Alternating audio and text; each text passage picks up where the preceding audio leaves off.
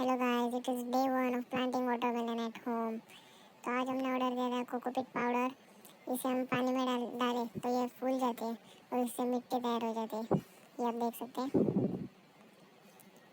5 KG का online order किया था फ्लिपकार्ट से।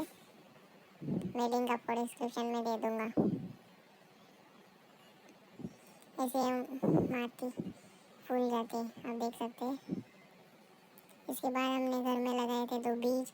उसमें से वाटरमेलन आया था, वो हमने ट्रांसफ़र कर दिया बड़े से कंटेनर में। और ये सीरीज चालू रहने वाली है गाइस। हर रोज़ के अपडेट्स में इस रील्स पे डालने वाला हूँ, तो सब्सक्राइब कीजिए, लाइक कीजिए और शेयर कीजिए।